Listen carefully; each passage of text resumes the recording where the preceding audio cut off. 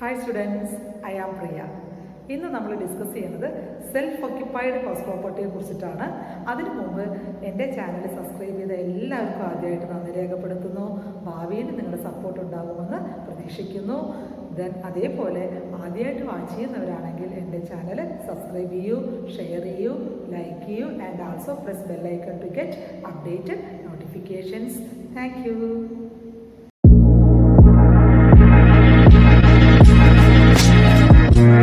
Discuss ചെയ്യുന്നത് building self occupied for residential പർപ്പസിനെ കുറിച്ചിട്ടാണ് ഡിസ്കസ് ചെയ്യുന്നത്. കഴിഞ്ഞ ക്ലാസ്സിൽ നമ്മൾ ലെറ്റ് ഔട്ട് ഹൗസ് പ്രോപ്പർട്ടിയെ കുറിച്ച് ഡിസ്കസ് ചെയ്തു അല്ലേ. അതിൽ let out throughout the ഇയറിനെ കുറിച്ച് നമ്മൾ ഡിസ്കസ് ചെയ്തു. ദെൻ ആ ലെറ്റ് ഔട്ട് ദ ഇയറിൽ വാക്കൻറ്റ് ഉള്ള കേസുകൾ നമ്മൾ ഡിസ്കസ് ചെയ്തു അല്ലേ. അവിടെ ഇനി നമുക്ക് ലെറ്റ് ഔട്ട് ഹൗസ് പ്രോപ്പർട്ടിയിൽ തന്നെ അൺറിയലൈസ്ഡ് റെന്റ് വരുന്ന കേസുകളുണ്ട്. അത് നമ്മൾ പറഞ്ഞിട്ടില്ല. ഇത് കഴിഞ്ഞിട്ട് വേണം നമുക്ക് അൺറിയലൈസ്ഡ് റെന്റ് ഉള്ള കേസ് നമുക്ക് ഡിസ്കസ് ചെയ്യാം. മനസ്സിലായോ? അപ്പോൾ നമ്മൾ ഫസ്റ്റ് പോയിന്റിൽ കുറേ കേസുകൾ പറഞ്ഞു. ആ കേസിൻ്റെ ഉള്ളിൽ അഡീഷണൽ കേസുകൾ ഞാൻ പറയുന്നുണ്ട് ഇവിടെ. മനസ്സിലായോ? ജസ്റ്റ് നമുക്ക് ഓരോ കേസിൻ്റെ ഉള്ളിലും കുറേ സബ് ഡിവിഷൻസ് വരുമ്പോൾ നമ്മൾ അതൊക്കെ പറഞ്ഞിട്ടാണ് ഞാൻ ഇതാക്കുന്നത്. അപ്പോൾ നിങ്ങൾ ശ്രദ്ധിച്ച് കേൾക്കുക. അപ്പോൾ ഇന്നത്തെ topic buildings self occupied for residential purposes, section 23 subsection 2ലാണ് ഇതിനെക്കുറിച്ച് പറയുന്നത്. The buildings self occupied by the owner, അത് HGF ആവാം അല്ലെങ്കിൽ ഇൻഡിവിജ്വൽസ് ആവാം, for residential purposes can be divided as under. First point, house or part of a house occupied by the owner for the full previous year for the purpose of his own residence. Section 23 subsection 2 subclause A. അല്ലേ, ഇതിനെന്ത് പറയാം നമുക്ക്? ആ owner അല്ലെങ്കിൽ assessee അയാളുടെ on റെസിഡൻസിന് വേണ്ടി ആ full previous ഇയറിൽ ആ ഹൗസ് യൂസ് ചെയ്യണം അല്ലേ. അതിനെ നമുക്ക് എന്ത് പറയാം? സെൽഫ് ഒക്യുപ്പൈഡ് ഹൗസ് പ്രോപ്പർട്ടി എന്ന് നമുക്ക് സിമ്പിൾ ആയിട്ട് പറയാം, ഒറ്റ ലൈനിൽ. മനസ്സിലായോ? അപ്പോൾ ഈ പോയിന്റിൽ നമ്മൾ സെൽഫ് ഒക്യുപ്പൈഡ് ഹൗസ് പ്രോപ്പർട്ടി എന്നാണ് പറയുന്നത്. സെക്ഷൻ 23 സബ്സെക്ഷൻ 2A-യിലാണ് അതിനെ കുറിച്ച് പറയുന്നത്. അതിൽ തന്നെ അടുത്ത ഡിവിഷൻ പറയുന്നത് unoccupied house, section 23 subsection 2B, അതിലാണ് അതിനെ കുറിച്ച് പറഞ്ഞത്. അപ്പോൾ നമ്മൾ മനസ്സിലാക്കേണ്ടത് a house or part of the house occupied by the owner for full previous year for the purpose of his own residence, അതിനെ നമ്മൾ എന്ത് പറഞ്ഞു? സെൽഫ് ഒക്യുപ്പൈഡ് ഹൗസ് പ്രോപ്പർട്ടി എന്ന് പറഞ്ഞു അല്ലേ. ആ ഓണർ ആ പ്രീവിയസ് ഇയറിൽ അയാൾ ആ ഹൗസ് അയാളുടെ ഓൺ റെസിഡൻഷ്യൽ പർപ്പസിനാണ് യൂസ് ചെയ്തിരിക്കുന്നത് അല്ലേ. അപ്പോൾ ഓണർ അയാളുടെ ഓൺ റെസിഡൻറ്റിന് വേണ്ടിയിട്ട് ആ ഹൗസ് യൂസ് ചെയ്യണമെങ്കിൽ അതിനെ നമ്മൾ സെൽഫ് ഒക്യുപ്പൈഡ് ഹൗസ് പ്രോപ്പർട്ടി എന്ന് നമ്മൾ പറയും അല്ലേ. ചിലപ്പോൾ അയാൾ അതിൽ താമസിക്കാം, അല്ലെങ്കിൽ അയാളുടെ ഫാമിലി അതിൽ താമസിക്കാം. ഫാമിലിയിൽ ആര് വരാം? പാരൻസ് ആയിരിക്കാം, അല്ലെങ്കിൽ ഭാര്യ കുട്ടികളായിരിക്കാം അല്ലെ, ആരോ ആയിക്കോട്ടെ. അതിനെ നമ്മൾ സെൽഫ് ഒക്യുപ്പൈഡ് ഹൗസ് പ്രോപ്പർട്ടി എന്നാണ് നമ്മൾ പറയുന്നത്. അതിൽ തന്നെ നമ്മൾ അൺഒക്യുപ്പൈഡ് ഹൗസിനെ കുറിച്ച് പറഞ്ഞു. എന്താ അൺഒക്യുപ്പൈഡ് ഹൗസ്? അയാൾ ആ ഹൗസ് സെൽഫ് റെസിഡൻസിന് വേണ്ടി മാറ്റിവെച്ചതായിരുന്നു. പക്ഷേ അയാളുടെ സർവീസ് പ്രൊവൈഡഡ് വേറൊരു സ്ഥലത്തായിരിക്കാം, അല്ലെങ്കിൽ ബിസിനസ് വേറൊരു സ്ഥലത്തായിരിക്കാം, പ്രൊഫഷൻ വേറൊരു സ്ഥലത്തായിരിക്കാം. അപ്പോൾ അയാൾക്ക് ഈ ഹൗസിൽ താമസിക്കാൻ പറ്റിയില്ല അല്ലേ. അവിടെ പോയിട്ട് റെന്റഡ് ഹൗസിൽ ചിലപ്പോൾ താമസിക്കേണ്ടി വരും. അപ്പോൾ ഈ ഹൗസ് ഇവിടെ എന്താണ് വേക്കൻ്റ് ആയിട്ട് ഒഴിഞ്ഞു കിടക്കുകയാണ്.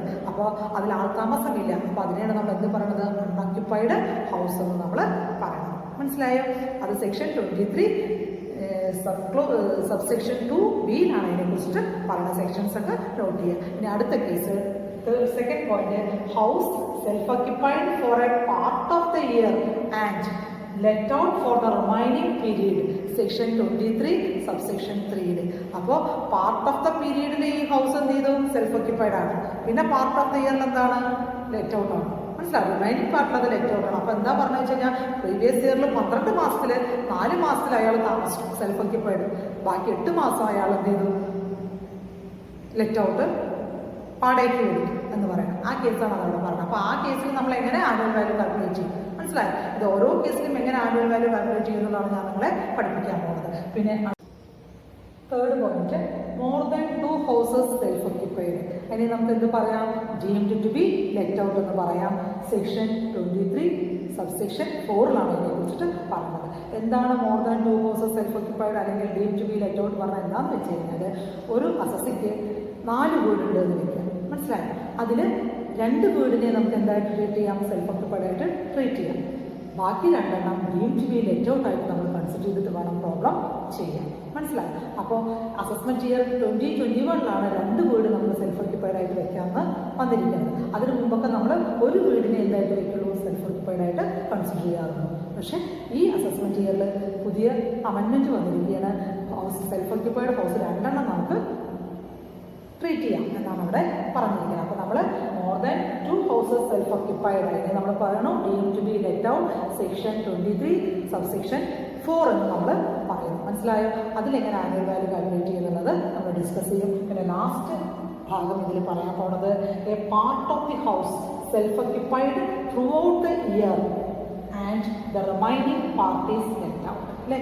അപ്പോൾ ഇത് എന്താണെന്ന് വെച്ച് കഴിഞ്ഞാൽ ഒരു ഹൗസിൻ്റെ ഒരു പാർട്ട്, അപ്പോൾ നമുക്ക് ഡബിൾ സ്റ്റോറി ബിൽഡിംഗ് ആണെന്ന് വയ്ക്കുക അല്ലേ. നമ്മൾ താഴത്ത് ഓണർ താമസിക്കണം, മുകളിൽ വാടകയ്ക്ക് കൊടുത്തിരിക്കണം എന്ന് വയ്ക്കുക അല്ലേ. ത്രൂ ഔട്ട് ദ ഇയറിൽ നമ്മൾ തന്നെ താഴത്ത് താമസിക്കുന്നത്, മുകളിൽ നമ്മൾ എന്ത് ചെയ്തിട്ടുണ്ട്, വാടകയ്ക്ക് കൊടുക്കുന്നുണ്ട്.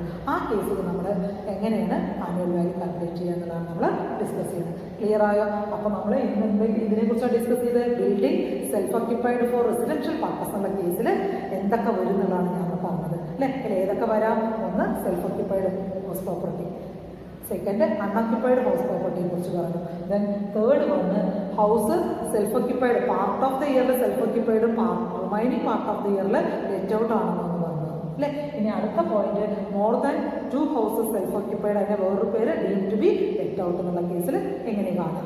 Then last one a part of the house self occupied throughout the year അല്ലേ. ത്രൂ ഔട്ട് ദ ഇയർ ആ പ്രീവിയസ് ഇയർ മൊത്തം ഒരു പാർട്ട് സെൽഫ് ഓക്യുപ്പൈഡ് ആണ്, ഒരു പാർട്ട് ലെറ്റ് ഔട്ട് ആണ് അല്ലേ. ആ കേസിൽ എങ്ങനെ നമ്മൾ ട്രീറ്റ് ചെയ്യും? ഇത്രയും കേസുകളാണ് ഞാൻ ഇന്ന് പറഞ്ഞത്.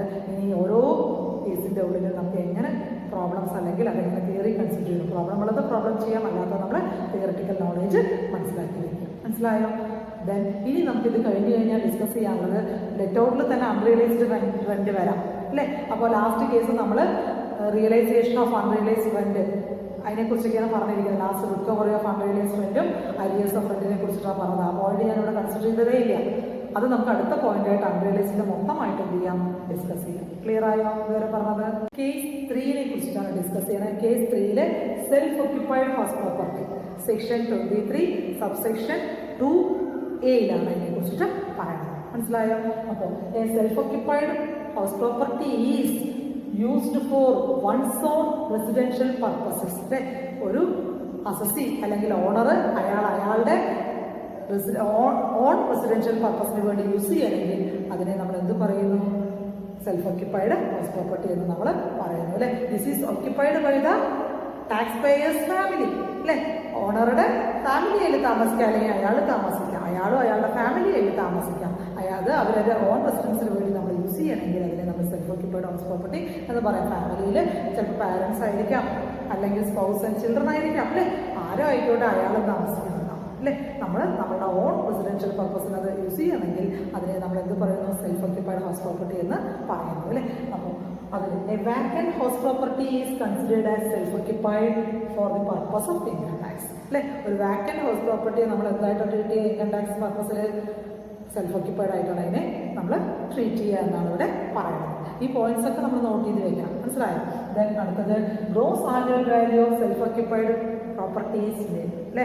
ഗ്രോസ് ആനുവൽ വാല്യൂ നമ്മൾ താമസിക്കുന്ന വീടിൻ്റെ ഗ്രോസ് ആനുവൽ വാല്യൂ പറഞ്ഞാൽ ഇല്ല കൺസിഡർ ചെയ്യാം. മനസ്സിലായോ? ദെൻ അടുത്തത് these benefit is available to individual and HGF.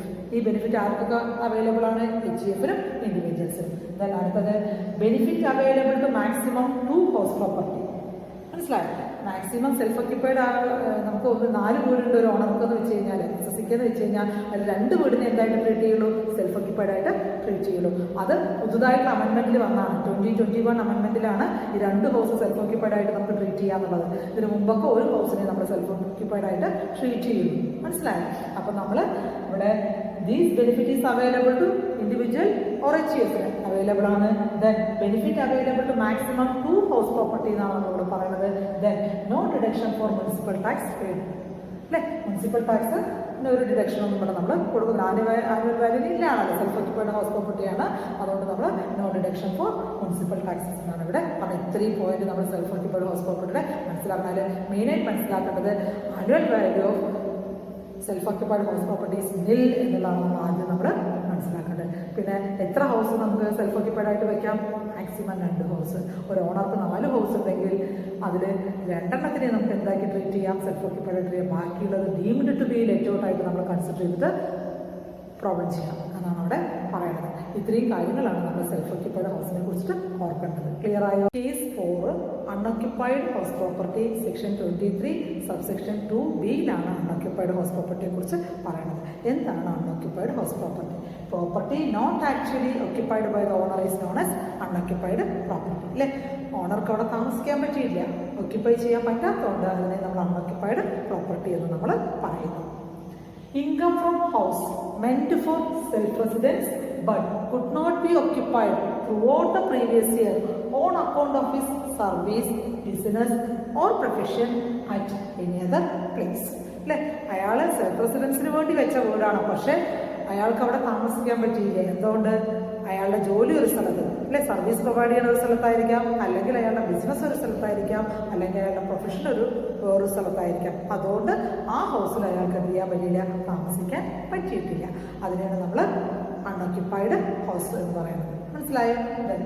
Gross annual value of unoccupied house property is nil. അപ്പോൾ നമ്മൾ മനസ്സിലാക്കേണ്ടത് അൺഓക്യുപ്പൈഡ് ഹൗസ് പ്രോപ്പർട്ടിയുടെ ഗ്രോസ് ആനുവൽ വാല്യൂ നില്ലാണ് എന്നാണ് നമ്മൾ ആദ്യം മനസ്സിലാക്കേണ്ടത്. അതാണ് നമ്മുടെ പ്രോബ്ലം റിലേറ്റ് ചെയ്ത് നമുക്ക് വേണ്ട കാര്യം. മനസ്സിലായോ? അപ്പോൾ അൺഓക്യുപ്പൈഡ് ഹൗസ് പ്രോപ്പർട്ടി എന്താണെന്ന് മനസ്സിലായിട്ടുണ്ടാവും. നമുക്ക് മനസ്സിലാക്കേണ്ട point gross annual value of unoccupied house property is nil. Self occupied house പ്രോപ്പർട്ടിയുടെ ആനുവൽ വാല്യൂ ആണെങ്കിൽ എന്താണ്? നില്ലാണ്. മനസ്സിലായോ? ഇത് നമ്മൾ വ്യക്തമായിട്ട് മനസ്സിലാക്കണം.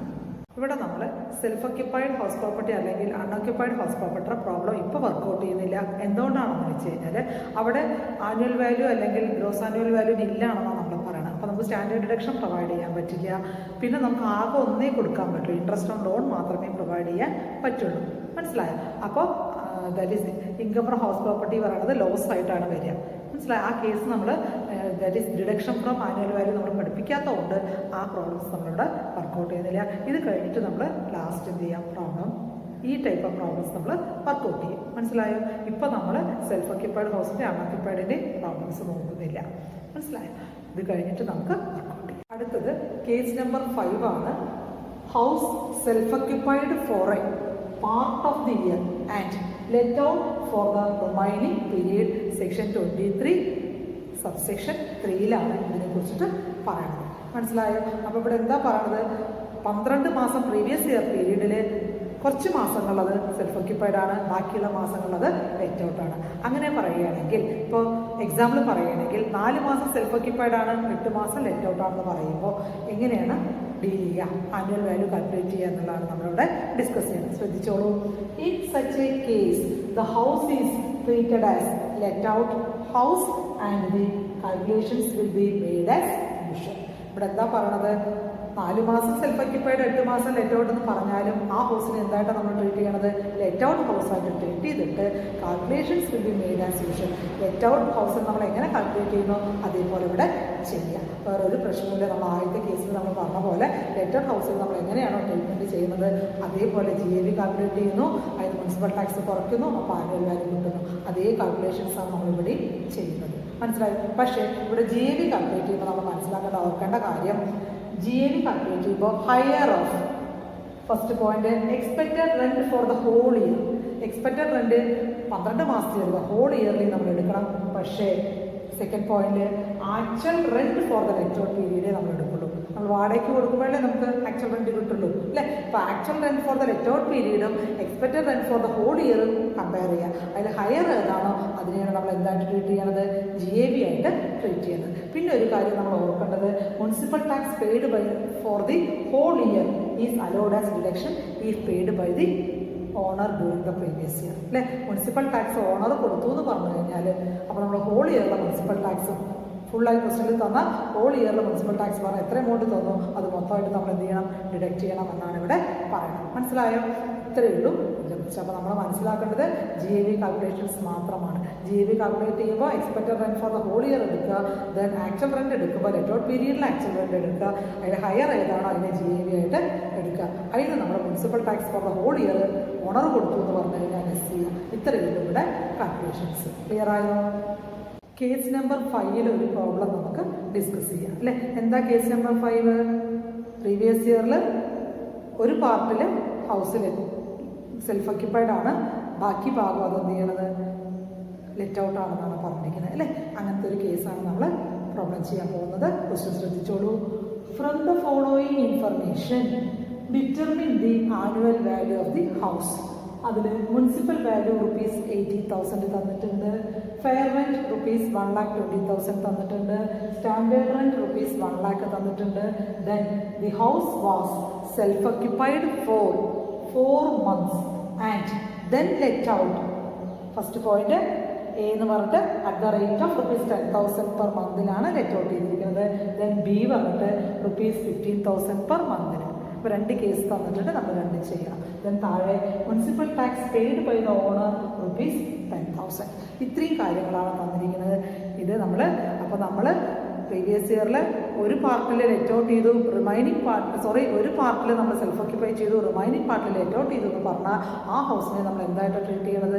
ലെറ്റ് ഔട്ട് ഹൗസായിട്ട് ട്രീറ്റ് ചെയ്യണത്. എങ്ങനെയാണോ ലെറ്റ് ഔട്ട് ഹൗസിനെ കാൽക്കുലേഷൻ ചെയ്യണം അതേപോലെ നമ്മൾ ചെയ്യുന്നു എന്നാണ് ഇവിടെ പറഞ്ഞിരിക്കുന്നത് അല്ലേ. അതാണ് നമ്മൾ തിയറിയിൽ നമ്മൾ പഠിച്ചിരിക്കുന്നത്. അപ്പോൾ ഈ കേസിൽ നമ്മൾ മനസ്സിലാക്കേണ്ടത് ആദ്യം ഗ്രോസ് ആനുവൽ വാല്യൂ എങ്ങനെ കാൽക്കുലേറ്റ് ചെയ്യും എന്നാണ് അല്ലേ. ഗ്രോസ് ആനുവൽ വാല്യൂ കാൽക്കുലേറ്റ് ചെയ്യുമ്പോൾ എക്സ്പെക്റ്റഡ് റെൻറ്റ് എങ്ങനെ കാൽക്കുലേറ്റ് ചെയ്യും? എക്സ്പെക്റ്റഡ് റെൻറ്റ് കാൽക്കുലേറ്റ് ചെയ്യാൻ നമ്മൾ ഓൾറെഡി പഠിച്ചിട്ടുണ്ട്. ഗ്രോസ് ആനുവൽ വാല്യൂ പറഞ്ഞാൽ എന്താണ്? Expected rent or actual rent whichever is higher, അതിനാണ് നമ്മൾ എന്ത് പറയുന്നത്? Gross annual value. Expected rent എങ്ങനെ കാൽക്കുലേറ്റ് ചെയ്യാം? FRV or MRV whichever is higher എടുക്കുക, ഓർ SRV എടുക്കുക, വിച്ചെവർ ഈസ് ലോവർ കാണുക. അതാണ് നമ്മുടെ എക്സ്പെക്റ്റഡ് റെൻറ്റ് അല്ലേ. ഈ കേസിൽ ഞാനത് ക്വസ്റ്റ്യൻ വെച്ചിട്ട് പറയാൻ ശ്രദ്ധിച്ചു കൊണ്ടുവിടാം കേട്ടോ. ഇവിടെ FRV or MRV whichever is higher, 80,000 or 1,20,000 whichever is higher, 1,20,000 ആണ്. അതും സ്റ്റാൻഡേർഡ് റെൻറ്റുമായിട്ട് കമ്പയർ ചെയ്യാം. 1,20,000 1 lakh കമ്പയർ ചെയ്യുമ്പോൾ ഏതാ ലോവർ? 1 lakh. അപ്പോൾ എക്സ്പെക്റ്റഡ് റെൻറ്റ് എന്തായിട്ട് വരും? 1 lakh ആയിട്ട് വരും. പുറത്ത് വയ്ക്കുക കേട്ടോ. ദെൻ അടുത്തത് ആക്ച്വൽ റെൻറ്റ്. നമ്മൾ 4 മാസം സെൽഫ് ഒക്യുപ്പൈഡ് ആകുമ്പോൾ ബാക്കി എത്ര മാസമുണ്ട്? 8 മാസമുണ്ട് അല്ലേ. ആദ്യത്തെ കേസിൽ 10,000 പെർ മന്താണ് അല്ലേ. അടുത്ത കേസിൽ 15,000 പെർ മന്താണ് അല്ലേ. 15,000 × 8 ആണ് സെക്കൻഡ് വണ്ണിൽ. ദെൻ ഫസ്റ്റത്തേതിൽ 10,000 × 8 ആണ്. അപ്പോൾ അത് നമ്മൾ മനസ്സിലാക്കുക കേട്ടോ. അത് ഇത്രയാണെന്ന് വരുന്നത്. അപ്പോൾ എക്സ്പെക്റ്റഡ് റെൻറ്റ് നമ്മൾ ഓൾറെഡി കണ്ടുവച്ചു 1 lakh. ഇവിടെ ശ്രദ്ധിച്ചോളാം. Computation of annual value of the house എന്ന് പറഞ്ഞു അല്ലേ. 2 കേസ്, എ എന്നുള്ള കേസ് ബി എന്നുള്ള കേസ് നമ്മൾ എഴുതി കഴിഞ്ഞു. ഇതിൽ നമ്മൾ എക്സ്പെക്റ്റഡ് റെൻറ്റ് എങ്ങനെ കിട്ടുകയെന്ന് ഞാൻ പറഞ്ഞു. 1 lakh കിട്ടിയെന്ന് ഞാൻ പറഞ്ഞിട്ടുണ്ടായിരുന്നു. എങ്ങനെയാണ്? FRV or MRV whichever is higher എടുത്തു, പിന്നെ സ്റ്റാൻഡേർഡ് റെൻറ്റ് കമ്പയർ ചെയ്തു, വിച്ചെവർ ഈസ് ലോവർ എടുത്തു. അതാണ് എക്സ്പെക്റ്റഡ് റെൻറ്റ് അല്ലേ. 1 lakh എന്ന് കിട്ടി. ഇനി ആക്ച്വൽ റെൻറ്റ് പറയുമ്പോൾ നമ്മൾ ഫസ്റ്റ് കേസിൽ 10,000 പെർ മന്താണ് ആക്ച്വൽ റെൻറ്റ് അല്ലേ. അപ്പോൾ 8 മാസത്തിൽ 10,000 × 8 എത്ര കിട്ടി? 18,000. പിന്നെ സെക്കൻഡ് കേസിൽ 15,000 പെർ മന്താണ്. അപ്പോൾ 15,000 × 8 എന്ന് പറയുമ്പോൾ 1,20,000 കിട്ടി. അങ്ങനെയാണ് ആക്ച്വൽ റെൻറ്റ് കിട്ടി. ഇനി നമ്മൾ GAV പറയുമ്പോൾ expected rent or actual rent whichever is higher എന്ന് എഴുതണം അല്ലേ. അതിൽ ഏതാ ഹയർ? ഇവിടെ 1 lakh or 80,000 ഏതാ ഹയർ? 1 lakh എന്ന് എഴുതി. ഈ കേസിൽ 1 lakh or 1,20,000 whichever is higher? 1,20,000 എഴുതി. Then municipal tax for the whole year നമ്മൾ എന്ത് ചെയ്യണം? ലെസ് ചെയ്യണം. മുനിസിപ്പൽ ടാക്സ് പെയ്ഡ് ലെസ് ചെയ്യുക 10,000. അപ്പോൾ നമുക്ക് എന്ത് കിട്ടി? Annual value. ഫസ്റ്റ് കേസിൽ 90,000 കിട്ടി, അടുത്ത കേസിൽ 1,20,000 കിട്ടി. ക്ലിയർ ആയെന്ന് വിചാരിക്കുന്നു. അപ്പോൾ നമ്മളിവിടെ GAV മാത്രം മനസ്സിലാക്കേണ്ടത്. GAV പറഞ്ഞാൽ expected rent for whole year എടുക്കുക, then actual rent for the let out period എടുക്കുക. അതിൽ ഏതാണോ ഹയർ അതാണ് ഗ്രോസ് ആനുവൽ വാല്യൂ. അതിന് മുനിസിപ്പൽ ടാക്സ് കുറച്ചാൽ നമുക്ക് എന്ത് കിട്ടി? ആനുവൽ വാല്യൂ കിട്ടി. ക്ലിയർ ആയി എന്ന് വിചാരിക്കുന്നു. അടുത്തത് കേസ് നമ്പർ 6 ആണ്. More than 2 houses self occupied, section 23 subsection 4ൽ, അല്ലെങ്കിൽ അതിനെ നമുക്ക് deem to be let out എന്ന് പറയാം. Where the owner occupies more than 2 houses for his residence, the annual value of 2 houses of his choice is nil and the other house or houses shall be deemed to be let out. ഇവിടെ എന്താണെന്ന് വെച്ച് കഴിഞ്ഞാൽ ഒരു അസസിക്ക് അല്ലെങ്കിൽ ഓണർക്ക് 2ൽ കൂടുതൽ വീടുകളുണ്ടെങ്കിൽ അതിലെ 2 വീടിനെ മാത്രമേ സെൽഫ് ഒക്യുപ്പൈഡ് ആയിട്ട് വെക്കാൻ പറ്റുള്ളൂ. ബാക്കിയുള്ള വീടുകളെ deem to be let out ആയിട്ട് കൺസിഡർ ചെയ്യണമെന്നാണ് ഇവിടെ പറയണത്. അസസ്മെൻറ്റ് ഇയർ 2021 നമുക്ക് 2 ഹൗസുകൾ സെൽഫ് ഒക്യുപ്പൈഡ് ആയിട്ട് വെക്കാനുള്ള റേറ്റ് ഉള്ളത്. അതിന് മുമ്പൊക്കെ നമ്മൾ ഒരു ഹൗസേ സെൽഫ് ഒക്യുപ്പൈഡ് ആയിട്ട് വെക്കാറുള്ളൂ. മനസ്സിലായി? അപ്പോൾ ഈ കേസിൽ നമുക്ക് മോർ ദാൻ 2 ഹൗസ് ഉള്ള കേസിൽ നമ്മൾ 2 വീടിനെ സെൽഫ് ഒക്യുപ്പൈഡ് ആയിട്ട് നമ്മുടെ ചോയ്സ് അനുസരിച്ചിട്ടുള്ള 2 വീട് നമുക്ക് സെൽഫ് ഒക്യുപ്പൈഡ് വയ്ക്കുക. ബാക്കിയുള്ള ഹൗസുകളെ നമ്മൾ deem to be let out ആയിട്ട് കൺസിഡർ ചെയ്തിട്ട് പ്രോബ്ലം ചെയ്യുക.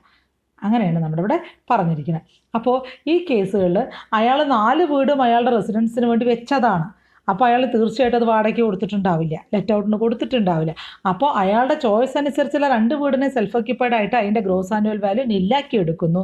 മറ്റുള്ള ഹൗസുകളുടെ ഗ്രോസ് ആനുവൽ വാല്യൂ എന്ന് പറയുന്നത് expected rent is taken as GAV ആയിട്ട് കൺസിഡർ ചെയ്യണം. അവിടെ ലെറ്റ് ഔട്ട് കൊടുക്കാത്തത് കൊണ്ട് നമുക്ക് ആക്ച്വൽ റെൻറ്റ് കിട്ടാൻ യാതൊരു സാധ്യതയില്ല. അതുകൊണ്ട് നമ്മൾ എക്സ്പെക്റ്റഡ് റെൻറ്റിനെയാണ് GAV ആയിട്ട് കൺസിഡർ ചെയ്യണം. മനസ്സിലായി എന്ന് വിചാരിക്കുന്നു. പിന്നെ നമ്മൾ എന്ത് ചെയ്യണം, municipal tax can be deducted for deemed let out properties. അങ്ങനെ ലെറ്റ് ഔട്ട് പ്രോപ്പർട്ടിയുടെ മുനിസിപ്പൽ ടാക്സ് നമ്മൾ എന്ത് ചെയ്യണം, ലെസ് ചെയ്യണമെന്നാണ് അവിടെ പറയണത്. അപ്പോൾ ഈ കേസിൽ നമ്മൾ ഫോർ 2 സെൽഫ് ഓക്യുപ്പൈഡ് ഹൗസ് പ്രോപ്പർട്ടിയുടെ GAV നമ്മൾ നില്ലായിട്ട് എടുക്കും. മറ്റുള്ള ഹൗസ് പ്രോപ്പർട്ടി അല്ലേ, 4 ഹൗസിൽ 2 സെൽഫ് ഓക്യുപ്പൈഡ് ആക്കിയ ബാക്കി 2 നമ്മൾ എന്തായിട്ട് എടുക്കുന്നു, ലെറ്റ് ഔട്ട് ആയിട്ട് കൺസിഡർ ചെയ്യുന്നു. ആ ലെറ്റ് ഔട്ട് ഹൗസ് പ്രോപ്പർട്ടിയിലാണെങ്കിൽ എക്സ്പെക്റ്റഡ് റെൻറ്റിനെയാണ് നമ്മൾ എന്തായിട്ട് എടുക്കുന്നത്, GAV ആയിട്ട് കൺസിഡർ ചെയ്യണത്. ക്ലിയർ ആയോ? കേസ് നമ്പർ 7 പറയണത് part of the house self occupied throughout the year and the remaining part is let out. അപ്പോൾ നമ്മൾ അടുത്ത കേസ് എന്ന് പറയുന്നത് പാർട്ട് ഓഫ് ദ ഹൗസ് എന്ത് ചെയ്യണത്, സെൽഫ് ഓക്യുപ്പൈഡ് ആണ്. ത്രൂ ഔട്ട് ദി ഇയറിൽ നമ്മൾ സെൽഫ് ഓക്യുപ്പൈഡ് ആണ്, റിമൈനിങ് പാർട്ട് എന്ത് ചെയ്തിട്ടുണ്ട്, ലെറ്റ് ഔട്ട് ചെയ്തിട്ടുണ്ട്. അങ്ങനെയുള്ള കേസിൽ നമ്മൾ കൺസിഡർ ചെയ്യേണ്ടത് എങ്ങനെയെന്ന് വെച്ച് കഴിഞ്ഞാൽ both considered as different properties. 2 separate properties ആയിട്ട് എന്ത് ചെയ്യണം, കൺസിഡർ ചെയ്യണം. നമ്മൾ താമസിക്കുന്നതും വാടകയ്ക്ക് കൊടുത്തിരിക്കണം 2 ഡിഫറെൻറ്റ് പ്രോപ്പർട്ടീസ് ആയിട്ട് നമ്മൾ കൺസിഡർ ചെയ്യണം. പിന്നെ അടുത്തത് the annual value of the part of the house self occupied is നില്ലായിട്ട് നമ്മൾ എടുക്കണം. ദെൻ അടുത്തത് annual value of the let out parties calculated as usual. Let out part നമ്മൾ സാധാരണ ചെയ്യണ പോലെ അല്ലേ, GAV കണ്ടിട്ട് മുനിസിപ്പൽ ടാക്സ് ഒക്കെ ലെസ് ചെയ്തിട്ട് ചെയ്യണം. അറിയാമല്ലോ നമുക്ക് എങ്ങനെ GAV കാണുക, GAV നിന്ന് മുനിസിപ്പൽ ടാക്സ് ലെസ് ചെയ്യും, അപ്പോൾ നെറ്റ് ആനുവൽ വാല്യൂ നമുക്ക് കിട്ടും അല്ലേ. ലെറ്റ് ഔട്ട് പാർട്ട് നമ്മൾ സാധാരണ എങ്ങനെയാണോ കാൽക്കുലേറ്റ് ചെയ്യണം അതുപോലെ നമ്മൾ ചെയ്യുക. For this purpose all calculations will be made proportionately.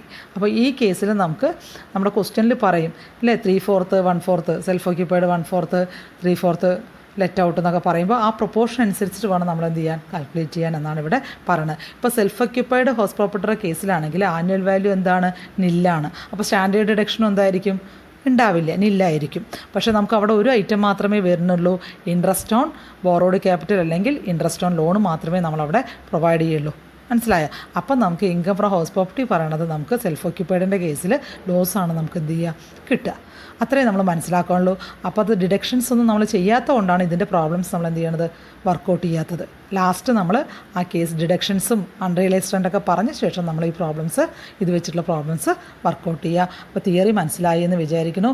അപ്പോൾ നമ്മൾ part of the house self occupied through out the year and the remaining parties let out എന്നുള്ള കേസിലാണെങ്കിൽ നമ്മൾ both consider as different properties ആയിട്ട് consider ചെയ്തിട്ട് self ഓക്യുപ്പൈഡിൻ്റെ annual value നില്ലാക്കി എടുക്കുക. മറ്റേത് നമ്മൾ let out ചെയ്തിരിക്കുന്ന സാധാരണ എങ്ങനെയാണോ ചെയ്യണം അതുപോലെ കാൽക്കുലേറ്റ് ചെയ്യുക എന്നാണ് ഇവിടെ പറഞ്ഞിരിക്കുന്നത്.